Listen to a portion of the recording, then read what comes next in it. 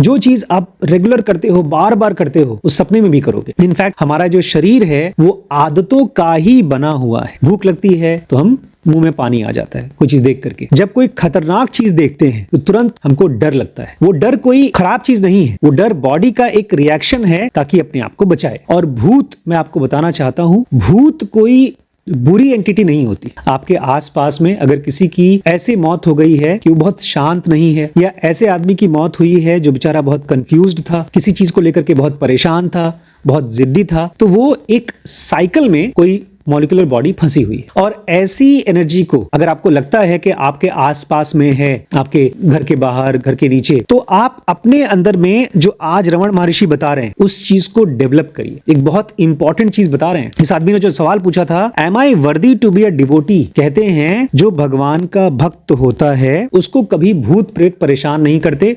लेकिन ये आधी बात है, ये कहावत आधी है। मुझे लगता है जो भी भगवान का भक्त होता है या स्पिरिचुअल होता है, उसके पास आने के लिए ये एनर्जीज आतुर होती है, क्योंकि उनसे, उनके पास आकर के उनको शांति मिलती है। कहानी है, बहुत अच्छी कहानी है। राजा जनक की जब मौत हुई तो उन्होंने सारे अच्छे अच्छे काम किए थे। अष्टवक्र ऋषि के साथ में उन्होंने ज्ञान लिया था, एनलाइटेंड हो गए थे, तो सब कुछ अच्छा था। मरने के बाद मुक्ति उनकी ऑलमोस्ट गारंटीड थी। बस एक छोटा सा काम था जिसमें कुछ गलत किया था उन्होंने, उसकी वजह से उनको कुछ सेकंड के लिए नर्क जाना था। वो नर्क गए, यमराज उनको नर्क लेकर गए, और वहां कुछ ही सेकंड में ढेर सारे पिशाच और परेशान आत्माएं जो नर्क में तड़प रही थी उनके आसपास इकट्ठी हो गई। उनको अच्छा लग रहा था, इनकी बॉडी में से ठंडी ठंडी हवा निकल रही है, ज्ञान का एहसास बाहर निकल रहा है, तो सब खुश होकर के इनको निहारने लगे, इनके पास बैठ गए। तो फिर यमराज ने कहा, चलिए महाराज, आपका टाइम खत्म हो गया है, वहां आपको तो स्वर्ग में जाना चाहिए, वैकुंठ में जाना चाहिए। बोलते नहीं, अभी पोस्टपोन कर दो। अगर ये मेरी फ्रीडम है तो फिर पोस्टपोन कर दो, हम यहीं रहेंगे। मैं अपना ज्ञान इन लोगों को देना चाहता हूँ।